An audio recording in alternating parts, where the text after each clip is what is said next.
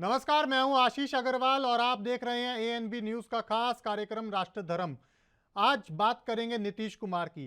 दरअसल बिहार में बीजेपी को सत्ता से दूर करने के बाद नीतीश कुमार मिशन 2024 की तैयारी में जुट गए हैं। इसी कड़ी में सोमवार को वो 3 दिन के दौरे पर दिल्ली पहुंचे। पहले दिन ही उन्होंने विपक्ष के 5 बड़े नेताओं से मुलाकात की। इनमें कांग्रेस सांसद राहुल गांधी, कर्नाटक के पूर्व सीएम और जेडीएस नेता एचडी कुमारस्वामी, सीपीआईएम महासचिव सीताराम येचुरी, दिल्ली के सीएम अरविंद केजरीवाल और एनसीपी सुप्रीमो शरद पवार शामिल हैं। इसके अलावा ममता बनर्जी की टीएमसी, शिवसेना, उद्धव गुट और ओडिशा के सीएम बीजू जनता दल के नेताओं से भी नीतीश की मुलाकात प्रस्तावित है। राजनीतिक गलियारों में नीतीश के दिल्ली दौरे को विपक्षी पार्टियों को एकजुट करने के प्रयास के तौर पर देखा जा रहा है। बिहार में बीजेपी से गठबंधन तोड़ने के बाद से ही नीतीश लगातार विपक्षी नेताओं से संपर्क साध रहे हैं। अगर नीतीश के प्रयास सफल रहे तो 2024 के चुनाव से पहले बीजेपी के खिलाफ कांग्रेस के साथ साथ सभी क्षेत्रीय पार्टियां साथ आ सकती हैं। यह पहली बार नहीं है जब नीतीश महागठबंधन बनाने की दिशा में प्रयास कर रहे हैं। 2015 में भी उन्होंने कोशिश की थी, लेकिन तब वो सफल नहीं हो सके थे। नीतीश के दिल्ली दौरे से 2024 के चुनाव पर क्या असर होगा, ये सबसे बड़ा सवाल खड़ा हो गया है। तो कहीं ना कहीं पूरे देश की जो सियासत है वो एक बार फिर उफान पर है नीतीश के दौरे की वजह से।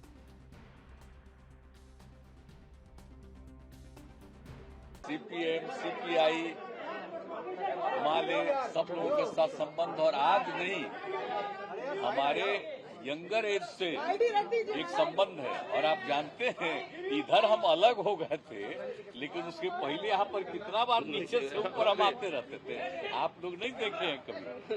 जब हम आते थे दिल्ली तो यहाँ भी आते थे और यहाँ इनके ऑफिस में जाके बैठते थे। ये सब मेरा पुराना संबंध है। आज तो हम लोग फिर एक साथ हो गए हैं बिहार में।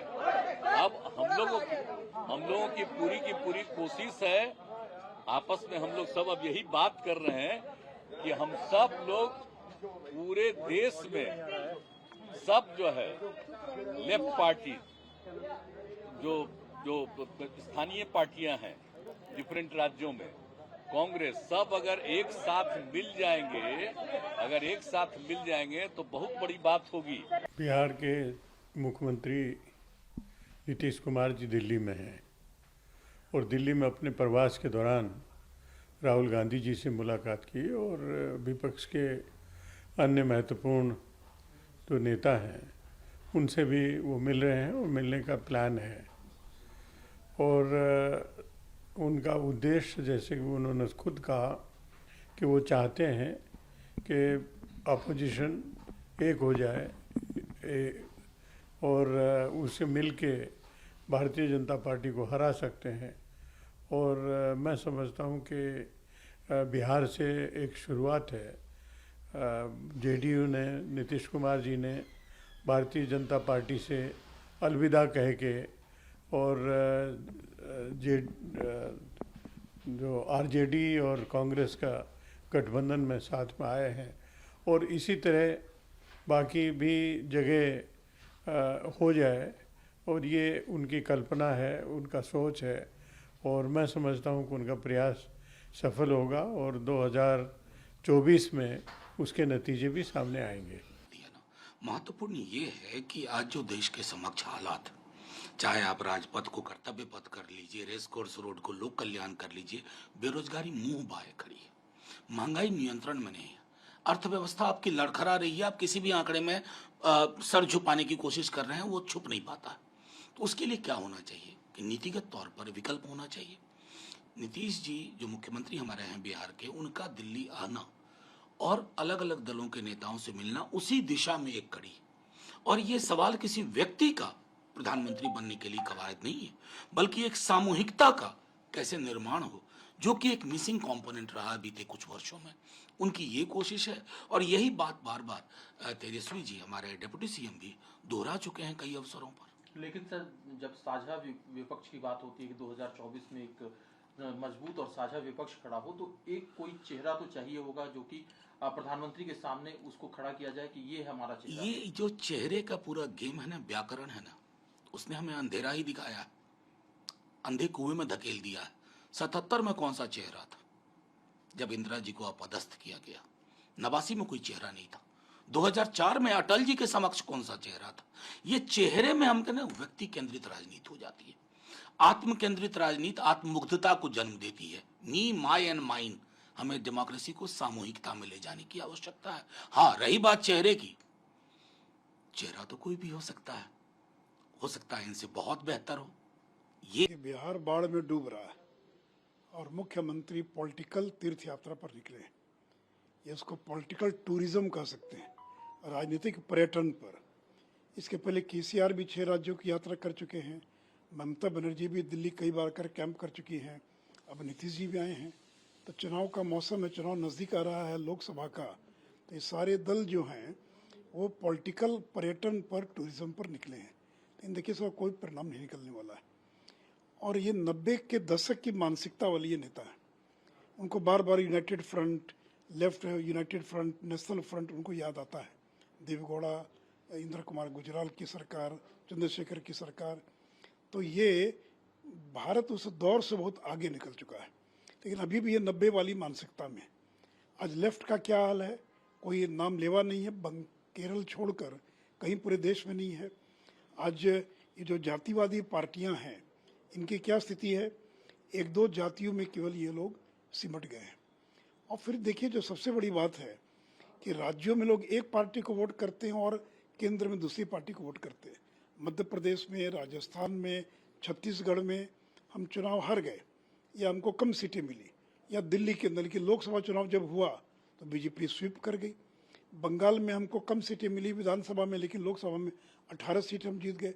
उड़ीसा में लोगों ने एक वोट दिया नवीन पटनायक को और दूसरा वोट दिया नरेंद्र मोदी को। तो इसलिए देखिए लोकसभा का चुनाव एकदम अलग चुनाव है। इसलिए लोकसभा में जो लोग वोट करते हैं वो कोई आवश्यक नहीं कि विधानसभा में भी उसी पार्टी को वोट करे, और जो विधानसभा में अगर क्षेत्रीय दलों को वोट करते हैं तो कोई आवश्यक नहीं कि वो लोकसभा के चुनाव में दूसरे पार्टी को वोट करे। लेकिन नीतीश कुमार बार बार यह कह रहे हैं, कल भी उन्होंने दोहराया कि देखिए हम कोई प्रधानमंत्री के न उम्मीदवार है, न प्रधानमंत्री बनने की इच्छा है। लगातार चूंकि आप लोग आरोप लगा रहे थे कि प्रधानमंत्री बनना चाहते हो, कह रहे हैं कि हमारी कोई इच्छा नहीं, हम तो विपक्ष को इकट्ठा करने के लिए आए हैं। देखिए मन में तो लड्डू फूट रहा है, नारे लगवा रहे हैं, होर्डिंग लगवा रहे हैं, लेकिन अब बैकफुट पर आ गए। उनको लगा कि प्रधानमंत्री की दावेदारी के बारे में अभी से बोलेंगे तो दिक्कत आ सकती है। लेकिन देखिए कोई किसी को स्वीकार नहीं करेगा। क्या राहुल गांधी को अरविंद केजरीवाल स्वीकार करेंगे? क्या ममता बनर्जी उनको स्वीकार करेंगे? क्या टीआरएस उनको स्वीकार करेंगे? तो कोई नेता एक दूसरे को स्वीकार नहीं करेगा। और जो मैंने पहली बात कही कि विधानसभा चुनाव का रिजल्ट एक है, लोकसभा चुनाव का रिजल्ट अलग है। तो मध्य प्रदेश में, राजस्थान में, छत्तीसगढ़ में, दिल्ली में, गुजरात में बीजेपी स्वीप करेगी। यहाँ तक कि आसाम और नॉर्थ ईस्ट में जहाँ बीजेपी के बहुत कम प्रभाव था, आज नॉर्थ ईस्ट और आसाम के अंदर बीजेपी कितनी ताकतवर हो गई है कि अधिकांश राज्यों में हमारी सरकार है। तो ये 2014 वाली बीजेपी नहीं है, ये 2024 वाली बीजेपी है। और नरेंद्र मोदी की लोकप्रियता लगातार बढ़ती जा रही है। तो ये लाख प्रयास कर ले, लेकिन ये लोगों को एक नहीं कर पाएंगे। मिलने में क्या लगता है, सुर्खियों में बने रहेंगे। चर्चा हो रही है, दिल्ली आए, पहले कोई चर्चा नहीं होती थी, अब चर्चा हो रही है।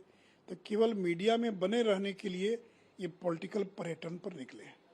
लेकिन केसीआर भी वादा किए हैं कि देखिए फ्री पावर देंगे हम फार्मर्स को एक क्रॉस कंट्री, और बीजेपी मुक्त भारत बनाएंगे 2024 में। नहीं देखिए केसीआर जो बात बोल रहे हैं वो अपने राज्य में तो अपनी गद्दी बचाएं। मुख्यमंत्री जी को बिहार की जनता ने 2020 में किस बात के लिए जनादेश दिया था? बिहार को विकसित प्रदेश बनाने के लिए और बिहार में काम करने के लिए। पहुंचे हुए कहाँ हैं अभी? आप खुद बोल रहे हैं दिल्ली पहुंचे हुए हैं। बिहार में आपको पता है ना क्या स्थिति है अभी? किसी भी क्षेत्र को ले लीजिए, खास करके देखिए इस बार बारिश कम हुई है। खुद जो हमारा नालंदा जिला है, आसपास इतने ज़िले हैं जितना हमारा पूरा दक्षिण बिहार के ज़िले हैं, क्या स्थिति है जी? तो आपको तो जाना चाहिए यहाँ, जहाँ देखना चाहिए कि किसानों को कैसे मदद हो सकती है। तो वो तो वही बात हुई कि किसान लोग पस्त हैं और मुख्यमंत्री जी दिल्ली में मस्त हैं। किस बात के लिए? तो साहब विपक्षी एकता, आप जरा सुनिए, मुझे थोड़ा हंसी भी आती है। वो विपक्षी एकता है या थोड़ा लोगों को खराब लगेगा कि पक्षी एकता में लगे हुए हैं। पक्षियों को जानते हैं ना, पक्षी में एकता हो सकती है क्या? कई पक्षी जो होता है जमीन पर है, कई पक्षी हवा में है, कोई पेड़ पर रहता है। पक्षियों के तरह तरह के भोजन होते हैं, कोई जल में रहता है। वही हाल है अपने देश में। जितनी पार्टियां विपक्ष जिसको कहते हैं, पटना में आए तो थे, केसीआर आए, क्या हुआ जी? उठ बैठ होते रहा, वो कहें उठिए, वो कहें बैठिए, उतना ही नहीं। क्या है कि साहब कांग्रेस साथ में रहे कि लेफ्ट साथ में रहे, और गए रात कहाँ मिले हैं? सबसे पहले कहाँ मिले हैं? किनकी पैरवी से मिले हैं आप लोग ज़्यादा जानते हैं। लेकिन ये भी जरा जान लीजिए वो किसके प्रोडक्ट हैं? 1974 आंदोलन के, जेपी आंदोलन के। और स्वर्गीय जेपी जयप्रकाश नारायण जी पर लाठी किसने चलाया था जी? किस सरकार ने चलवाया था? इमरजेंसी किसने लगाया था? और जा करके फोटो खिंचवा रहे हैं। अब फोटो भी देख रहे हैं कैसा कैसा फोटो आ रहा है। तो देखिए, जिस बात को मैं कह रहा हूँ कि बिहार की जनता ने उन पर कितना भरोसा किया और उनको किस प्रकार का जनादेश दिया, लेकिन जनादेश का तो अपमान किया ही। और आजकल तो मुझे बड़ा एक बहुत बात के लिए तकलीफ होती है कि जिस चीज़ के लिए वो जाने जाते थे, किस चीज़ के लिए, कि संयमित भाषा बोलते हैं। मेरे बारे में, मैं विधानमंडल का सदस्य तो हूँ नहीं, वहाँ भी मेरे बारे पर मैं बोला, राष्ट्रीय कार्यकारिणी राष्ट्रीय परिषद में बोला। किस प्रकार के शब्दों का प्रयोग कर रहे हैं जी? उनकी भाषा बिल्कुल भ्रष्ट हो चुकी है। क्या शब्द है, तुम तड़ाम पर आ गए, ये उनकी पहचान थी। ये दिखाता है कि किस प्रकार से उम्र उन पर हावी हो रहा है, चीजों को भूल रहे हैं। और ये बहुत ही कोई अच्छा नहीं है बिहार के। अब कह रहे हैं कि प्रधानमंत्री का उम्मीदवार नहीं है। सुनिए जी, मैं किसी का एजेंट हूँ क्या? ये सब जो मेरे बारे में बोलते हैं, एजेंट मैं हूँ? बैकग्राउंड पता है ना, मैं एजेंट हूँ। लेकिन हाँ, इतना जरूर है कि मैं जहाँ रहता हूँ, जिसके साथ रहता हूँ, पूरी ईमानदारी, निष्ठा और वफादारी के साथ। इसी मुद्दे पर आज चर्चा करेंगे। हमारे साथ 3 खास मेहमान जुड़ रहे हैं। अनीता अग्रवाल, प्रवक्ता बीजेपी, अभय विश्वास, प्रवक्ता जेडीयू, और साथ ही साथ योगेश कुमार सोनी, राजनीतिक विश्लेषक हैं। सबसे पहले मैं अभय जी आप ही के पास आऊँगा। नीतीश कुमार बड़े मिशन पर निकले हैं, वाकई में लगता है क्या विपक्ष एक हो पाएगा?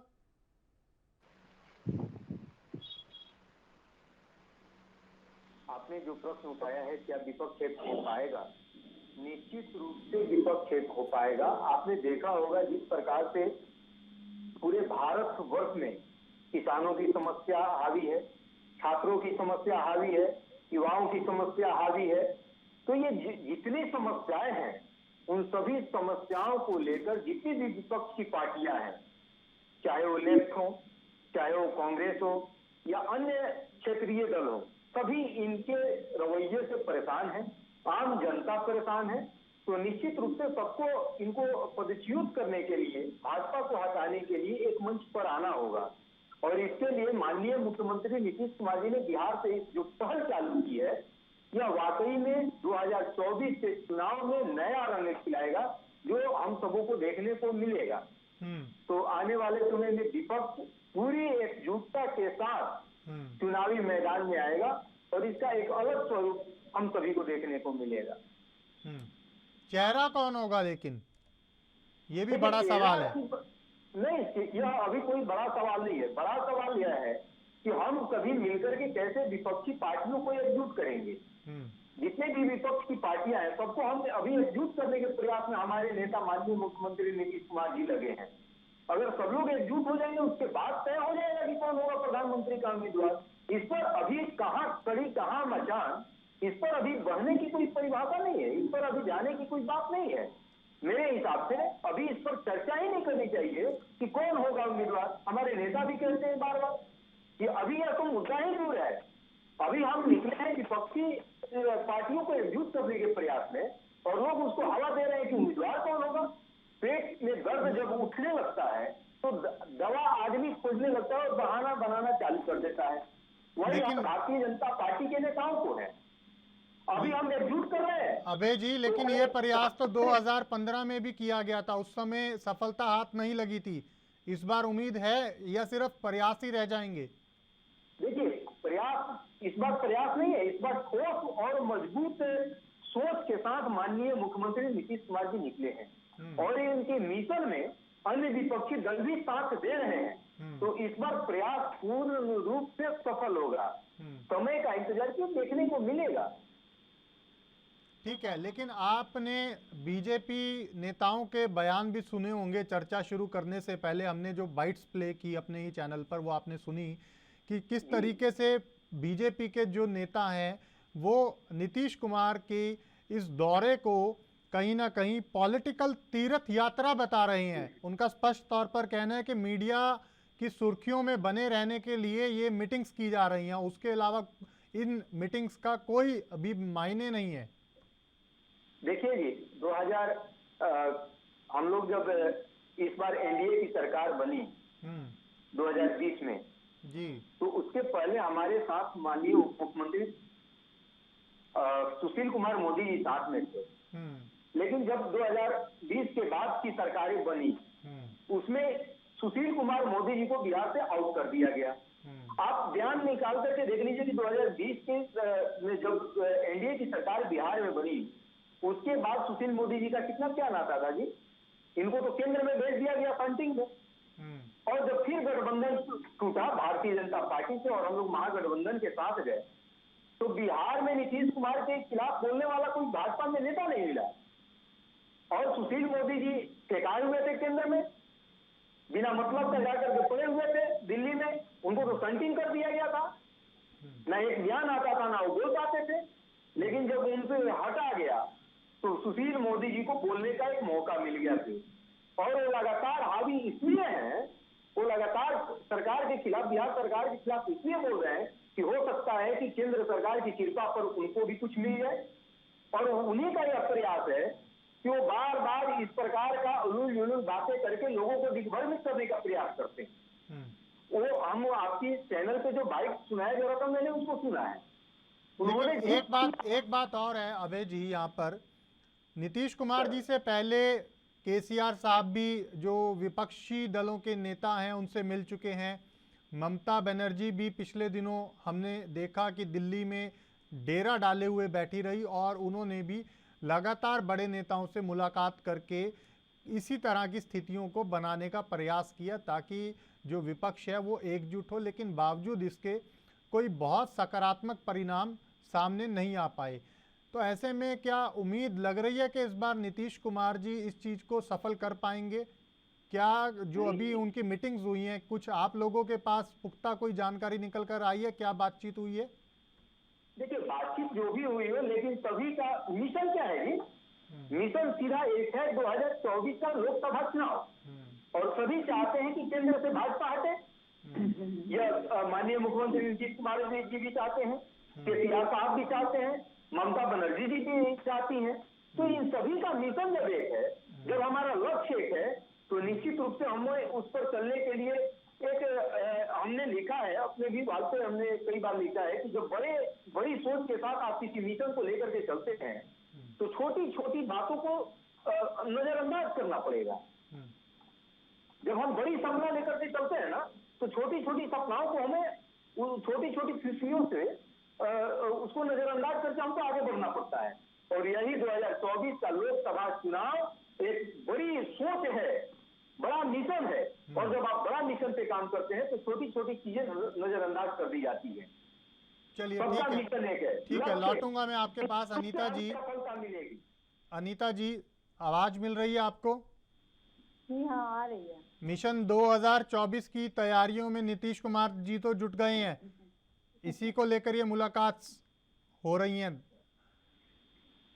देखिए एक्चुअली सबसे बड़ी बात ये है कि बीजेपी वर्सेस ऑल ये पहली बार नहीं हुआ है, ये आगे भी हो चुका है। और 2014 से लेकर बराबर ये लोग प्रयासरत रहे हैं शुरू से लेकर हमेशा कि हम किसी तरीके से भारतीय जनता पार्टी को मत आने दें, हम मोदी की सरकार ना बनने दें। बहुत प्रयास किए हैं और मेरे ख्याल 19 के चुनाव में आपने देखा था सारे एक हो गए थे, इसके बावजूद भी जनता का प्यार, जनता का समर्थन मोदी जी के साथ था। बहुत कोशिशें कर ली और मैं आज भी आपको बता दे रही, जनता आज भी मोदी जी को के साथ है।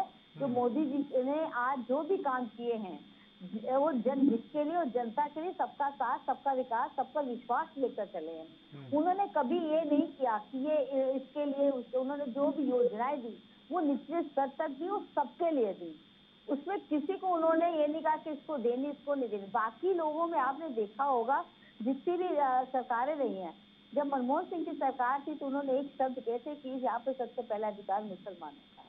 और नीतीश कुमार जी हमेशा एक चीज को हमेशा देखिए, पहले वो मोदी जी के किसके खिलाफ थे, बाद में मोदी जी के साथ खड़े हुए। आज जब उनको सत्ता का लोभ इतना बढ़ गया है और सब चोर चोर मुचेरे भाई हो रहे हैं, जो ये आगे सब एक हो जाकर ये क्या करेंगे, सौदेबाजी करेंगे। और सौदेबाजी का नतीजा सब जानते हैं, जनता बहुत समझदार है, जनता बेवकूफ नहीं है। और आज देश की स्थिति को जो आप ये कह रहे हैं कि अर्थव्यवस्था चरमराई हुई है, इनसे ये पूछिए पूरे विश्व की अर्थव्यवस्था इस समय चरमराई हुई है। उसका कारण है जो 2 साल कोरोना में बिजनेस पूरे ठप रहे। ये आप एक प्राकृतिक आपत्ति है जो अचानक आती है और उसके बाद भी अर्थव्यवस्था को खड़ा किए रहा। ये एक बड़ी बात है। इतनी जनता, इतने 125 करोड़ पूरे आज अमेरिका की जितनी भी वो जनता है वो शायद हमारे उत्तर प्रदेश से भी कम है। और हमारा भारत देश में कितनी जनसंख्या, उसके बावजूद भी उसको नियंत्रण में रखना, अर्थव्यवस्था नियंत्रण रखना, गरीबों तक राशन पहुंचाना, गरीबों की योजनाओं को पूरा, विकास कार्य को आगे बढ़ाना एक बड़ी बात है, समझदारी की बात है। और जनता इस चीज को समझती है, ये भले कुछ भी कह लें। ये सवाल ये है अनीता जी कि अगर वाकई में नीतीश कुमार इस मिशन में कामयाब हो पाते हैं तो क्या ये बीजेपी के लिए एक टेंशन का विषय नहीं होगा? देखिए, बीजेपी के लिए कोई टेंशन का विषय नहीं है। भारतीय जनता पार्टी की सरकारें जब भी रही है या भाजपा जब भी है वो जनता के लिए रही है, जनता के लिए काम किया है। और हम आपको एक बात बता दें, हमारा शुरू से मकसद ये जनता के साथ खड़े होना रहा है। और हम लोग सोने का चम्मच लेके पैदा नहीं हुए हैं। एक समय में हम लोग 2 सीखे थे, धीरे धीरे जनता ने प्रेम बढ़ाया, प्रेम से आज हम यहाँ तक, वो जनता समझती है। आज मोदी जी जो काम कर रहे हैं, 24 घंटे जो काम करते हैं, जो कभी वो छुट्टी भी नहीं लेते हैं, वो किसके लिए कर रहे हैं? इसी जनता के लिए ना। वो तो जनता को अपना मानते हैं ना, उनका अपना क्या है? बाकी सब तो अपने परिवार, अपने रिश्तेदार, अपने नातेदार, परिवारवाद सब लेके चल रहे हैं। यहाँ तो केवल जनता को लेके चल रहे हैं, जनता के लिए चल रहे हैं, जनता के साथ चल रहे हैं। और जनता इस चीज को समझती है।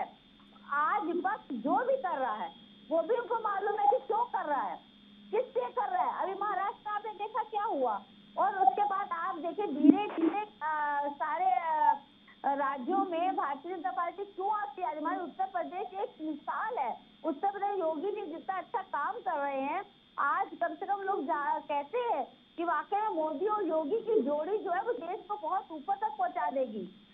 तो आज जो है एक समस्या है जो हम लोग ने, जो इन्होंने समस्या, ठीक है, लौटूंगा मैं आपके पास, खत्म करने की बात कर रहे हैं। आऊंगा मैं आपके पास, अनीता जी आऊंगा मैं आपके पास। योगेश जी, हलचल तो देखिए कहीं ना कहीं हो रही है, इस बात को बीजेपी माने या ना माने, कहीं ना कहीं इस चीज़ को लेकर लगातार बीजेपी की नज़रें भी हैं कि नीतीश कुमार कहाँ जा रहे हैं, किससे मिल रहे हैं, क्या बात हो रही है। आप एक राजनीतिक विश्लेषक के तौर पर कैसे देखते हैं, क्या बीजेपी के लिए अभी कोई चिंता या मंथन का विषय है या नहीं है? देखिए, जब पार्टी का एक वोटर भी टूटता है तो चिंता का विषय तो तब भी हो जाता है। निश्चित एक आदमी आपके पास होना और एक कहीं चले जाना तो वो -2 हो जाता है जी। अब बात रही यहाँ, देखिए एक चलती हुई सरकार, एक गठबंधन की सरकार में यदि इस तरीके की दिक्कत आती है तो निश्चित तौर पे एक रायता फैलने के समान ये घटना होती है, जी क्योंकि जो वोटर्स हैं वो आपको एक गठबंधन के तहत वोट देते हैं, जी और जब आपको वोट दिया तो उन्होंने ये समझ के वोट दिया कि हमने बीजेपी को वोट दिया, या उन्होंने वोट दिया तो नीतीश कुमार को वोट दिया। अब उसके बाद ये जो राजनीतिक पार्टियां ये तो अपना किनारा अलगाववाद कर लेती हैं, लेकिन इसका जो कुप्रभाव है वो वोटर्स के मस्तिष्क पर पड़ता है, क्योंकि वो दोनों को एक ही पार्टी एक ही दल समझ के स्वीकार करता है, उनकी नीतियों को समझता है, लेकिन उसके बाद यदि ऐसी घटना घटती है तो इसका कुप्रभाव बहुत नकारात्मकता की ओर जाता है। यदि हम कुछ समय पहले उत्तर प्रदेश के परिवेश की बात करें, जब मैं चुनाव कवर कर रहा था, तो जब 2019 में गठबंधन हुआ सपा बसपा का, तो उसमें हमने देखा जो सपा और बसपा के कट्टर वोटर्स थे, क्योंकि हम उत्तर प्रदेश के वोटर्स को बहुत कट्टर वोटर्स मानते हैं और सपा और बसपा के तो सबसे ज्यादा मानते हैं, लेकिन जब हमने देखा कि वहां सपा और बसपा ने गठबंधन किया, चुनाव साथ लड़ाई मायावती रख रहे, लेकिन दिक्कत वहां पर ये हुई जो उनके कट्टर वोटर थे वो आपस में उनका कभी दिल से दिल या सर से सर नहीं मिला, जिसका प्रभाव ये हुआ कि उन गुटों को उनका जो नुकसान था वो झेलना पड़ा। पार्टियों के शीर्ष नेताओं ने ये अपने आप निर्णय लिया, क्योंकि सपा और बसपा की जो वोटर्स है, मैंने उनमें देखी है ये बात कि वो अपनी पार्टी के प्रति कितना सजग, ये कितनी उदारवाद, ये कितनी वो आक्रामक शैली के साथ उनके साथ वो अपना जो है चीजों को निभाते हैं। तो ऐसा ही मुझे जो है नीतीश कुमार के साथ या ये बीजेपी के इनके गठबंधन के साथ लगा कि जो समस्या है वो कहीं ना कहीं वोटर्स के लिए बढ़ जाती है। आवाज मिल रही है आपको योगेश जी? ठीक है, शायद लगता है कुछ टेक्निकल प्रॉब्लम है, मैं आऊँगा आपके पास। अभय जी, आज जिस तरीके से लगातार नीतीश कुमार ने कई बड़ी मुलाकातें की, उसके बाद एक सवाल तो खड़ा हो रहा है कि ये जो चेहरा है ये होगा कौन? हालांकि आप लोग स्पष्ट कर रहे हो कि अभी ये विषय नहीं है, अभी विषय ये है कि किस तरीके से जितने विपक्षी दल हैं वो एकजुट हों, लेकिन कहीं ना कहीं जो बार बार घूम फिर के सारी तस्वीर आकर अटक रही है वो इसी सवाल पर अटक रही है, क्योंकि बीजेपी भी लगातार यही बात उठा रही है कि विपक्षी दलों के जो नेता हैं वो कोई भी नेता, एक नेता दूसरे नेता को स्वीकार नहीं करता, यानी अरविंद केजरीवाल ममता बनर्जी को नहीं मानेंगे, नीतीश कुमार जो हैं वो किसी और, चाहे उसके अंदर शरद पवार साहब हों या कोई और नेता हो, उनको नहीं मानेंगे, और राहुल गांधी किसी को इस मामले में स्वीकार नहीं करेंगे शायद। तो लगता है कि वाकई में बिना चेहरे के जो ये तालमेल है, ये जो एक छत के नीचे आने वाली बात है, संभव हो पाएगी? देखिए, चेहरा कब से आने लगा जी? अटल जी के समय में कौन सा चेहरा था? अभी आपके चैनल पर भी किसी नेता, लेकिन अब तो तस्वीर बदल गई है ना, क्योंकि अब तो आप तस्वीर देख ही रहे हैं 2014 के बाद से। अब तो तस्वीर, देखिए, तस्वीर नहीं बदली है। जब से महागठबंधन का दौर चालू हुआ और माननीय मुख्यमंत्री नीतीश कुमार जी ने सबको एकजुट करने का प्रयास प्रारंभ किया, तो भाजपा के नेताओं में पेट में दर्द चालू हो गया। उसका नतीजा है कि हम सिर्फ घुमा फिरा करके बात करेंगे, कभी तर्क से ये बात नहीं कर सकते। ये घुमा फिरा करके ही बात करने के आदि है और जनता को बरगलाएंगे। चेहरा कौन है जी? चेहरा कौन है जी? ये मुद्दा हम कह रहे हैं कि अभी चेहरा का कोई मुद्दा नहीं, हम तो विपक्षी दलों को एकजुट कर रहे हैं। ये पहले ही हवा फैलाने में लगे हैं कि इनका तो चेहरा ही नहीं बन पाएगा जी, इनका चेहरा ही नहीं हो पाएगा जी। अरे आपके रीजन में किनका चेहरा रहता था? ऐसा कभी नहीं हुआ। कहा है बीजेपी भर से ऑल चल रहा है शुरुआती दौर से ही। अरे आप कब से आई है? कब से भारतीय जनता पार्टी केंद्र की सरकार में है कि बीजेपी वर्सेस ऑल चालू हुआ है? पहले नहीं था बीजेपी वर्सेस ऑल, नहीं, पहले कांग्रेस वर्सेस ऑल था, और उसका भी नतीजा देश की जनता ने देखा है। आपने सौदाबाजी का जिक्र किया अपने बयान में, अनिता जी, सौदाबाजी की आप सही बात करती हैं, क्योंकि सौदेबाज आप लोग हैं। उद्योगपतियों की सरकार आप चलाती हैं, उद्योगपतियों को साथ में लेकर के किस प्रकार कर्ज माफ कर रही है? किस प्रकार आपने कर्ज माफ किया जी? देश की जनता को पैसा को किस प्रकार जो इनकम टैक्स पेयर है उनके पैसे को आप तो सिर्फ एक दो फैमिली में दिए जा रहे हैं, कर्ज माफ किए जा रहे हैं, और गरीबों की हाल बेहाल है, किसानों का हाल बेहाल है। किसान आज ही की चीज है, किसान आज ही सड़क पर संघर्ष कर रहे हैं, और आप कह रहे हैं कि सौदेबाजी कर रहे हैं। सौदेबाजी करना कोई गुजरातियों से सीखे, आप लोगों से सीखे। दूसरा इन्होंने जिक्र किया जनता के लिए ही इनकी सरकार है, सही बात है, कि किसान इनसे नाराज है, युवा इनसे नाराज है, छात्र इनसे नाराज है, महिला इनसे नाराज है, और ये जनता के लिए ही है। जो जिनके नेता विपक्ष में रहते हुए गैस सिलेंडर लेकर के सड़क पर बैठती थी, चाय की केटली लेकर सड़क पर उतरती थी, सब्जी की टोकरी लगाती थी महंगाई को लेकर के, आज वो कह रही है कि महंगाई लाजमी है, महंगाई तो बढ़ेगा ही, पूरे देश को देख लीजिए। अरे आप अपने देश के लिए क्या किया आप नहीं बता पा रही हैं। महाराष्ट्र में का जिक्र करें कि महाराष्ट्र में क्या हुआ, क्या किया है महाराष्ट्र में, किसके साथ न्याय किया है, क्या वो न्याय को आप करें, आप अरे सुनिए अरे आप अरे हम तो सुन ही रहे हैं, आप तो अरे नहीं सुनेंगे ना, हम आप बोल रहे हैं हम सुनेंगे, आप हमको बोलने दीजिए, सुन लीजिए। आप जो बात तुम बोली है उन्हीं को आप बात करके बोल रहे हैं। महाराष्ट्र में क्या हुआ, महाराष्ट्र में आपने जो किया वो पूरा देश देख रहा है, सीधे सीधे जनादेश का आप मानते जा रही है, पैसे के बल पर विधायकों को तोड़ने का प्रयास करती है और सरकार बना करके कहती है भी बेकार है। आप बिल्कुल गलत बोल रहे हैं। भाजपा की परेशानी कहाँ है, भाजपा की बिल्कुल गलत परेशानी बोल रहे हैं। डॉक्टर नीतीश कुमार जी इस मिशन में लगे हैं, भाजपा की परेशानी लगातार बढ़ रही है और नेताओं के ध्यान से। अच्छा अभय जी एक चीज बता दीजिए, अभय जी जी एक चीज बता दीजिए। अनीता जी मैं अभी आऊँगा आपके पास, आप तब जवाब दे दीजिएगा। सवाल ये है अभय जी कि एक चीज़ और आई है, आज बीजेपी लगातार जिस तरीके से ये मुलाकातों का दौर चल रहा है, उसके बाद बयान तो आ ही रही हैं, लेकिन उन बयानों में जो मुख्य बातें निकल कर आई हैं वो उसी पर मैं आज चर्चा कर रहा हूँ। एक बयान ये आया है कि जो लोकसभा और विधानसभा हैं ये दोनों ही अलग अलग मुद्दों पर लड़े जाते हैं, और अगर क्षेत्रीय दल एक साथ आ भी जाते हैं, सभी विपक्षी दल एक साथ आ भी जाते हैं, तब भी बीजेपी का ये दावा है कि उन्हें बहुत ज़्यादा फर्क नहीं पड़ने वाला, क्योंकि जो बीजेपी की नीतियां हैं और साथ में प्रधानमंत्री नरेंद्र मोदी का जो चेहरा है वो एक बीजेपी के पास बहुत बड़ी चीज़ है।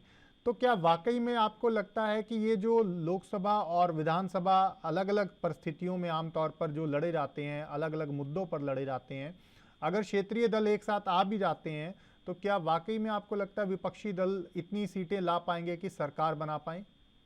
निश्चित रूप से इसमें कहीं कोई संशय नहीं है। अगर विपक्षी दल एकजुट होकर के चुनावी मैदान में आ जाए तो हमको लगता है कि जो हमारे माननीय नेता ने कहा है, जनता दल यू के राष्ट्रीय अध्यक्ष माननीय ललन सिंह जी ने जिक्र किया था कि 150 सीट भी नहीं आ पाएगा, भाजपा में नहीं आ पाएगा। आप बिहार में देख लीजिए कितने सीट जीत पाएंगे।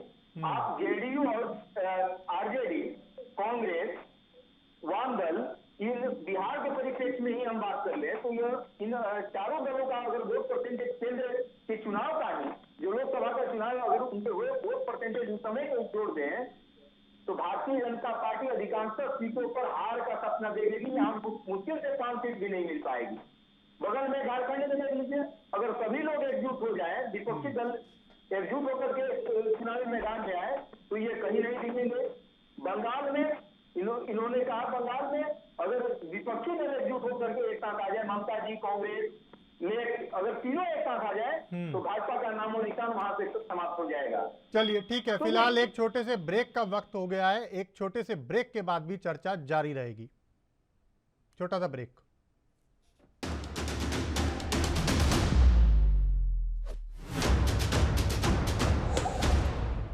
ब्रेक के बाद स्वागत है आपका। चर्चा को आगे बढ़ाएंगे। जिस तरीके से प्रवक्ता जेडीयू लगातार ये सवाल उठा रहे थे बीजेपी के ऊपर कि इस बार उनको रोकना मुश्किल होगा और विपक्ष एकजुट होकर रहेगा, नीतीश कुमार के प्रयास रंग लाएंगे। जवाब ले लेते हैं बीजेपी से। अनीता अग्रवाल जी, आप जवाब दे दीजिए कि क्या आपको वाकई में लगता है कि विपक्ष एकजुट हो पाएगा? क्योंकि जिस तरीके से जेडीयू दावा कर रही है, जेडीयू को तो कहीं ना कहीं ये अब मुझे लगता है कि पूर्ण रूप से विश्वास हो चला है कि नीतीश कुमार जी के जो प्रयास हैं वो वाकई में रंग ले आएंगे, 2015 वाली तस्वीर नहीं रहेगी। देखिए ऐसा है, अभय जी बहुत कुछ बोल रहे हैं। मैंने कहा ना पहली बार नहीं हो रहा है, इससे पहले भी नीतीश कुमार जी प्रयास कर चुके हैं, ममता बनर्जी, बनारस केजरीवाल सब प्रयास कर चुके हैं, कुछ फर्स्ट टाइम नहीं है।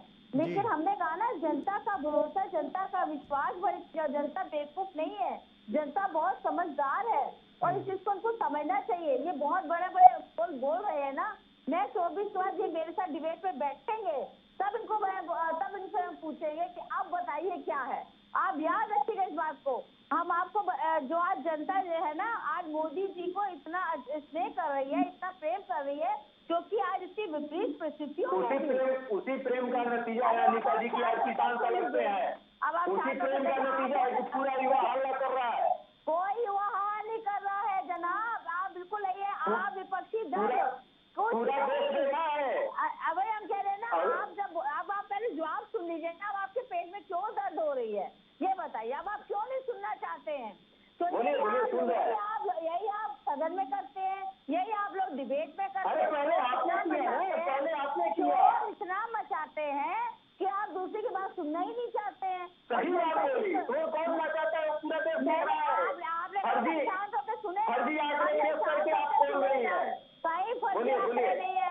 आप ये समझिए, हमेशा विपक्ष ये कहता है भारतीय जनता पार्टी की कार्यकर्ता 24 आवर्स चुनावी मूड में रहते हैं, ये हमेशा हम लोग पे आरोप लगाते हैं। उसका कारण क्या है? क्योंकि यहाँ का कार्यकर्ता जनता के साथ जो है, जनता ही भारतीय जनता पार्टी की कार्यकर्ता भी है। आज हम बताएं, इनके जमीन पे आप देखिए, इनके कुछ नहीं है, और हमारे आप आके देखिए बूथों के अंदर जनता सेम आके काम करती है। उससे उनको वो कार्यकर्ता बनना चाहती है, कार्यकर्ता बनी हुई है, जनता ही कार्यकर्ता बनी हुई है। तो इन लोग को इस चीज समझनी चाहिए। अरे सुन लीजिए, आप जब धरातल में चल के देखिए, कोरोना काल में सब लोगों मुद्दों की बात कर रहे हैं। वैक्सीन का विरोध, आज तक वैक्सीन जो है इतनी जल्दी भारत के अंदर किसके क्या बन गई, कैसे बन गई? यही चुनाव का मुद्दा रहेगा, यही चुनाव का मुद्दा है। आप वही चुनाव के मुद्दे की बात, चुनाव का मुद्दा तो हमारे पास इतने हैं, हम चुनाव के मुद्दे पे आते ही नहीं, हम तो जनता के काम के लिए आते हैं। और आज लोगों को आवाज दी है, आयुष्मान भारत दिया है, आज उज्ज्वला योजना, सौभाग्य योजना, लोगों को फ्री राशन सब कुछ मिल रहा है। उसके बाद आज बिजली घर घर गाँव गाँव पहुँच गई है। इतने साल में बिजली क्यों नहीं घर घर गाँव गाँव तक पहुँची? ये भारतीय जनता पार्टी की सरकार ने आके क्यों गाँव गाँव तक पहुँचाई? क्योंकि काम करने की नीयत सही है। नीति और नीयत को साफ रखोगे तो जनता आपके साथ खड़ी होगी। अगर नीति और नीयत को आप खराब रखोगे, जनता कभी आपके साथ नहीं खड़ी होगी। चलिए ठीक है, एक एक करके मैं लौटूंगा आप दोनों के पास। योगेश कुमार सोनी जी के पास जाना है अभी मुझे। योगेश जी, अनीता जी आऊंगा मैं आपके पास। अनीता जी लौटूंगा मैं आपके पास, एक एक करके। अबे जी रुक जाइए। अनीता जी,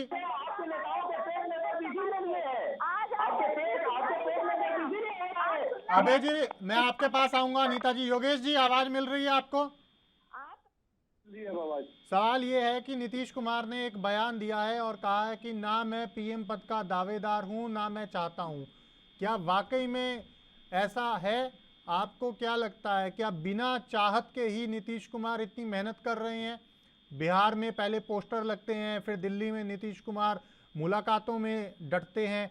क्या बिना चाहत के ही ये सिलसिला शुरू किया गया है?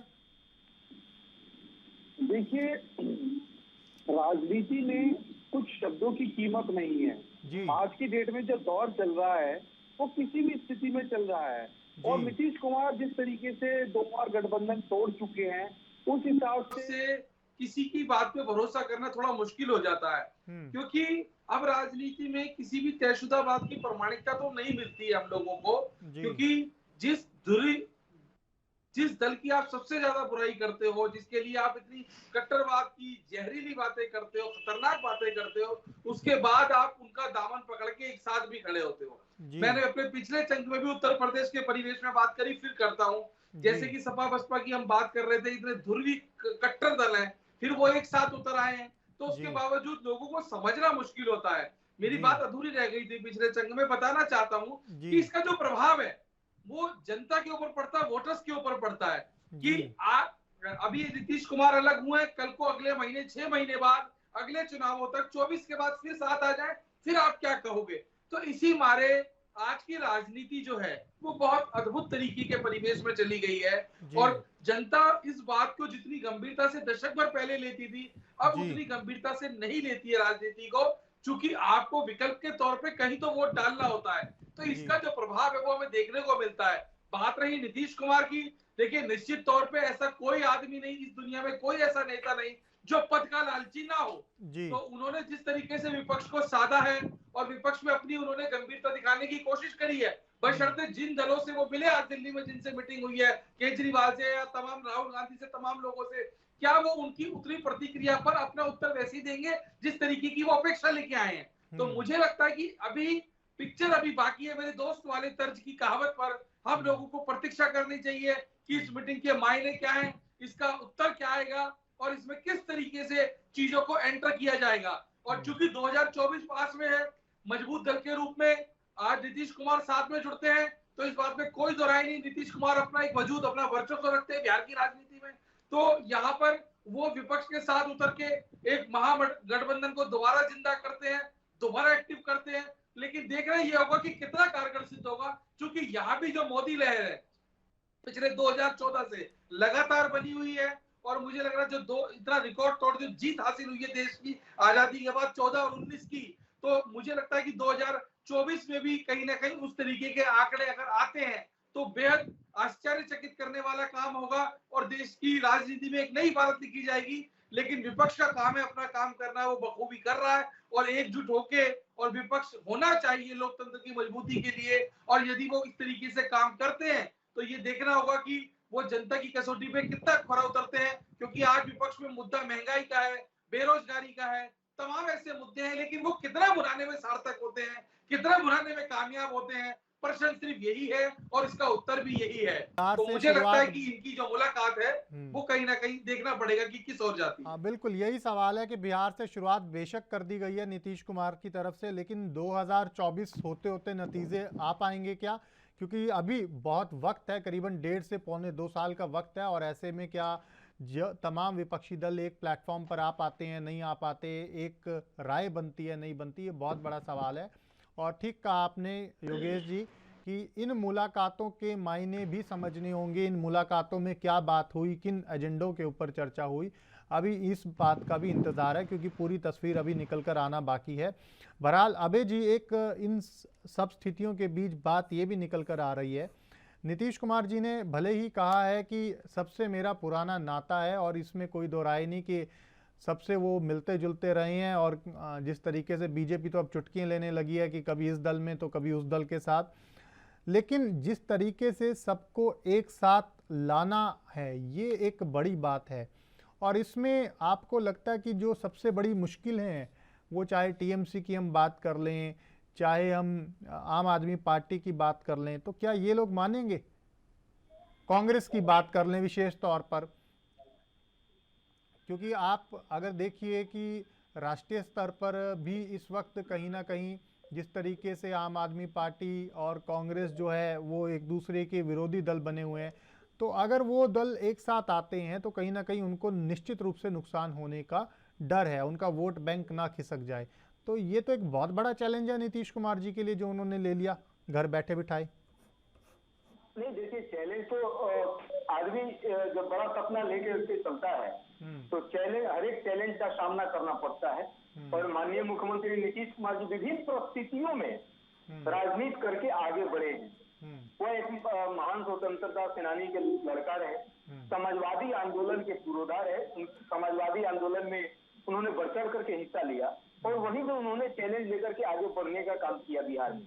देखिए बिहार में एक चीज और मैं जोड़ देता हूँ, सिर्फ यहाँ पर जो मैंने अभी जिक्र किया कहीं ना कहीं वो कांग्रेस और आप तक सीमित नहीं है। आप यूपी में देख लीजिए, सपा और बसपा को एक साथ लेकर आ पाना वापस, अब तो सपा सीधे तौर पर बसपा वालों को बीजेपी की बी टीम बता देते हैं, तो ये भी एक कहीं ना कहीं चैलेंज है बड़ा। और भी दूसरे कई राज्य ऐसे हैं। अगर चैलेंज नहीं रहता तो ये बहुत आसान लड़ाई हो जाती। हमने क्यों कहा कि पहले विपक्षी दलों को एकजुट करने का हमारा प्रयास है, और जो सभी विपक्षी दल अगर एकजुट हो जाए और सभी का मिशन एक ही है। ये देख लीजिए, बड़ी पहलू है ये कि सबका मिशन क्या है, भारतीय जनता पार्टी को केंद्र सरकार से हटाना, किसान विरोधी सरकार को केंद्र सरकार से हटाना, और सबका मुद्दा भी लगभग एक ही है। तो हम निश्चित रूप से सफल होंगे। हमने क्या कहा, प्रधानमंत्री बनना, हमने मिशन ये है कि अपने आप को प्रधानमंत्री बनाना। बहुत तेज बंदे अरे हल्ला मत कीजिए, सुनिए, हल्ला मत कीजिए, सुनिए। आप लोग बात समझने में बहुत माहिर है। अरे आप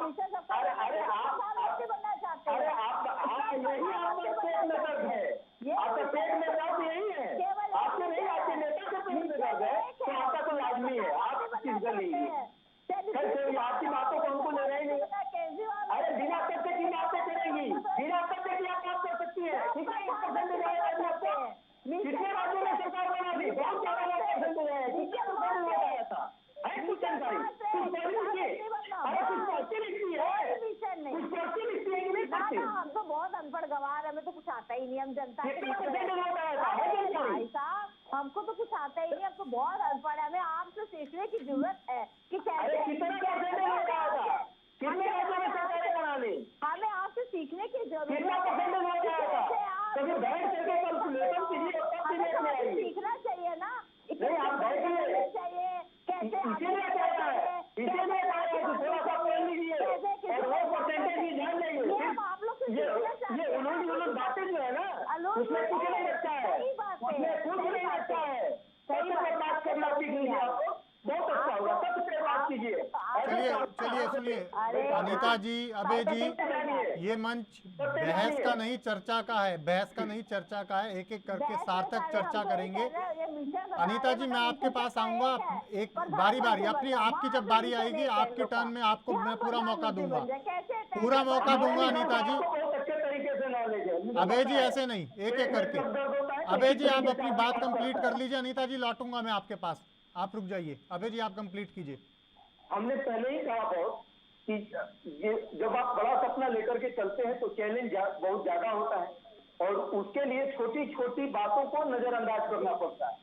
और जब सबका मिशन एक है, सबका लक्ष्य एक है, तो निश्चित रूप से ये जो छोटी छोटी बातें हैं ना कि कौन किसको सपोर्ट करेगा, कौन किसको भविष्य में सपोर्ट करेगा कि नहीं करेगा, केंद्र के मुद्दे पर, लोकसभा चुनाव के मुद्दे पर हमारा मिशन एक है और उस मिशन को पूरा करने के लिए हम सभी लोगों को एक प्लेटफॉर्म पे लाना है और माननीय मुख्यमंत्री नीतीश कुमार जी ने इसके लिए पहल प्रारंभ किया है। तो आने वाले समय में देखिए सब धीरे धीरे सभी लोगों से अलग अलग बातें हो रही है, सभी लोगों की बातें जो छनकर के सामने आएंगी उसमें यह भी है कि किन किन के साथ परेशानी है, तो जब परेशानी है तो उस परेशानी को दूर करने का प्रयास किया जाएगा और तब हम एक मंच पर आकर के इसकी घोषणा करेंगे। उसमें कहीं नहीं है कि प्रधानमंत्री का उम्मीदवार कौन होगा, जब कभी बातें बैठ करके तय होगी उसमें यह भी तय हो जाएगा। तो यह कोई बड़ा इशू नहीं है और इसको जो ये मुद्दा है ना कि प्रधानमंत्री कौन होगा, प्रधानमंत्री का चेहरा कौन बनेगा, इसको तो हम लोग अभी चर्चा में ही नहीं ले रहे हैं। माननीय मुख्यमंत्री जी ने भी कहा है कि इस पर अभी कोई बहस ही नहीं है। हमारा मिशन जो है वो विपक्षी दलों को एकजुट करना है, जो भारतीय जनता पार्टी के खिलाफ दले हैं उनको एकजुट करना है, उनके वोट परसेंटेज को एक जगह लाना है। आप दोनों जो केंद्र सरकार की बातें आप कर रहे थे, लोकसभा चुनाव का जिक्र हो रहा था, 2019 या 2014 का लोकसभा चुनाव में परसेंटेज वोटें जो आई थी उन सभी को जोड़ लीजिए। जैसे एक एक राज्य का अलग अलग आप निकाल लीजिए, झारखंड का निकाल लीजिए, बिहार का निकाल लीजिए, पश्चिम बंगाल का निकाल लीजिए, केरल का निकाल लीजिए, यूपी का भी निकाल लीजिए कि जो जो भाजपा के विपक्ष में दले हैं उनकी वोट परसेंटेज कहाँ है और इनकी एनडीए की जो गठबंधन है इनका वोट परसेंटेज कहाँ है। जब हम महागठबंधन का वोट परसेंटेज निकालेंगे तो निश्चित रूप से एनडीए पर वो भारी पड़ रहा है। तो जब हम सभी विपक्षी ठीक है, जवाब ले लेते हैं अनीता जी, इस बात का जवाब दे दीजिए, ये बिल्कुल पॉइंट टू पॉइंट बात है। अबे जी जो आंकड़े जुटा के आए हैं इसका पैमाना क्या है ये तो अभी अबे जी से हम पूछ लेंगे, लेकिन अनीता जी जिस तरीके से भले इसको दावा मान लीजिए, क्या आपको लगता है इस दावे में वाकई में दम होगा और बीजेपी के लिए एक चुनौती होगा दावा? देखिए बीजेपी चुनौतियों से कभी घबराती नहीं है क्योंकि हम लोग संघर्ष करके यहाँ तक पहुँचे हैं। बिना हम लोग कोई ऐसा है नहीं सोने का चम्मच लेके आए हैं या राजा के बेटा राजा बन के चले आ रहे हैं। मोदी जी भी संघर्ष कर करके यहाँ पहुंचे हैं। भारतीय जनता पार्टी का एक एक कार्यकर्ता संघर्ष करता है और भारतीय जनता पार्टी के एक एक कार्यकर्ता के साथ जनता भी खड़ी है। जब इन्होंने मिशन की बात कही ना कि हम लोग सबका मिशन एक है, ये बात सही है, इन सबका मिशन एक है। बीजेपी वर्सेस ऑल, प्रधानमंत्री हम बने, सत्ता हम ले, सत्ता को हम कैसे हत्याएं, इस सब मिशन लेकर ही चल रहे हैं। इन लोग का मिशन मात्र एक है और कोई मिशन जनता के लिए इनका कोई मिशन नहीं है कि हम जनता के लिए क्या करें, जनता के साथ कैसे करें, जनता आपने पास लौटूंगा टर्न वाइज। इनके पास मिशन मात्र जो बता रहे हैं बिल्कुल सही कह रहे हैं कि सबका मिशन एक है कि भाजपा को किसी भी किसी सत्ता को हटाओ, भाजपा में प्रधानमंत्री हम बन जाए, भाजपा को ये करो। इनको केवल एक ही मिशन लेके चले, खुद बोल रहे हैं ये। इनको जनता से कोई लेना देना नहीं है, कोई मतलब नहीं है जनता से, क्या हो रही है जनता में, क्या कर रहे हैं, कोई ले अपने मिशन को कामयाब करने के लिए एक सूत्री कार्यक्रम बना रहे हैं कि हाँ चलो अरे हो जाओ विपक्ष के। पहली बार थोड़ी हो रहे हो, पहले भी तो हुए हो, और जनता सब आपके मंसूबों को जानती है, अच्छे से समझती है। इसलिए आप प्रयास करिए, प्रयास करना आपका अच्छा कार्य है, करिए, बहुत करना चाहिए। राजनीति लोकतांत्रिक व्यवस्था है, प्रयास करिए। लोकतंत्र इसी को लोकतंत्र कहते हैं, सच्चा लोकतंत्र कहते हैं कि आप प्रयास करिए। लेकिन ये जवाब आपको जनता देगी और जनता आपको सही समय पे सही जवाब देगी। ठीक है, हम इतना कहना चाहते हैं। लौटूंगा। योगेश जी, एक सवाल ये है कि जो अब चर्चा ये इसमें निकल कर आया है बिंदु कि बीजेपी वर्सेस ऑल, तो ये हम शुरू से ही सुनते आ रहे हैं और इसके ऊपर कई बार पहले भी चर्चा की है। लेकिन अगर आज की तस्वीर से भी हम अंदाज़ा लगाने का प्रयास करें 2024 को लेकर, क्या वाकई में लग रहा है कि 2024 में बीजेपी वर्सेस अगर ऑल हो भी जाए, नीतीश कुमार या तमाम जो विपक्षी दलों के दूसरे नेता हैं वो एक प्लेटफॉर्म पर आ भी जाएं, तो क्या बीजेपी से सामना करने में सक्षम होंगे? ये भी एक बड़ा सवाल है।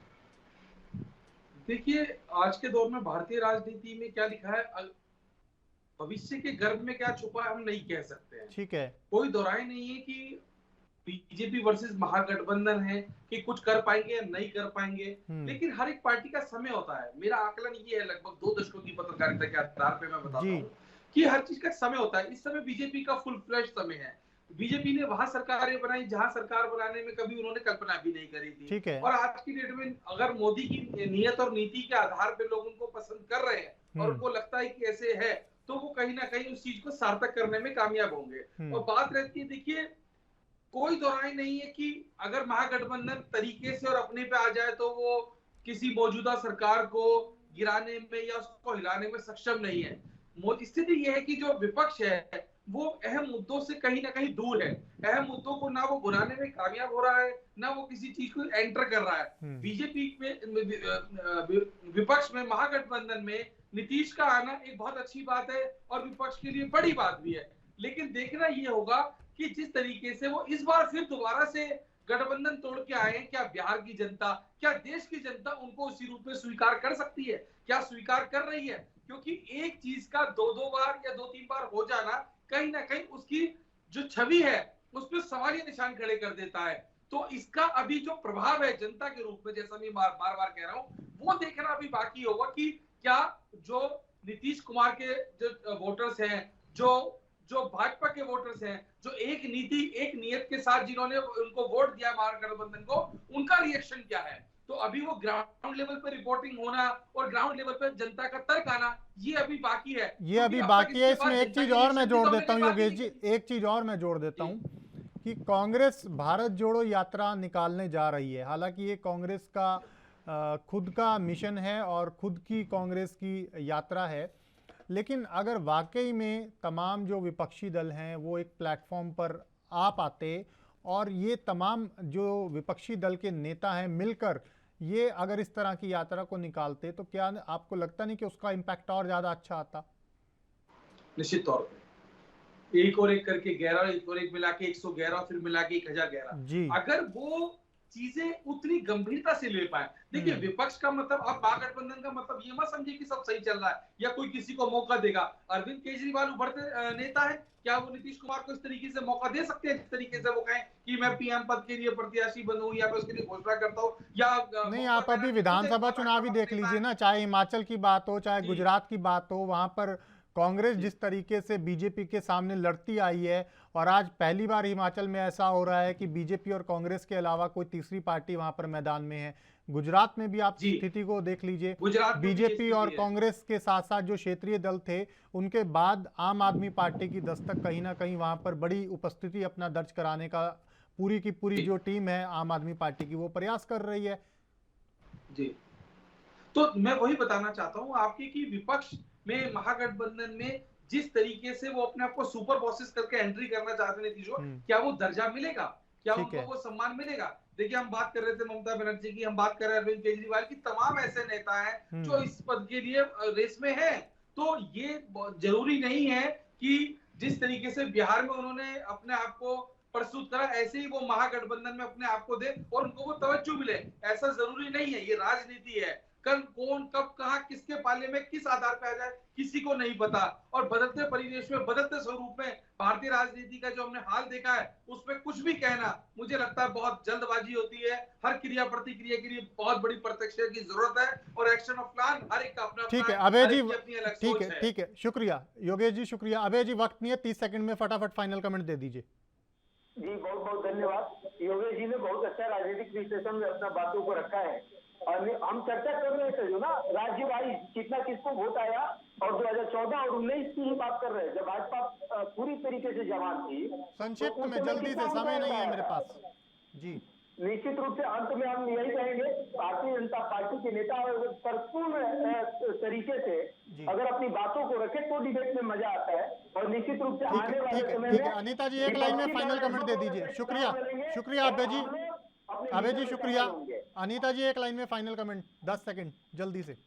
एक लाइन में सबसे फाइनल कमेंट ये है कि हम जनता के साथ है, जनता हमारे साथ है, सबका साथ, सबका विकास, सबके विश्वास के लिए चल रहे हैं और उसी आधार पर हम जनता के बीच में है और जनता हमारे साथ है। समय आने पर जनता इनको जवाब देगी। ठीक है, आप तीनों खास मेहमानों का बहुत शुक्रिया एएनबी न्यूज पर आज जुड़ने के लिए। तो कहीं ना कहीं बड़ा इस समय सवाल है कि क्या वाकई में नीतीश कुमार 2024 के लिए सभी विपक्षी दलों को एकजुट ले पाएंगे।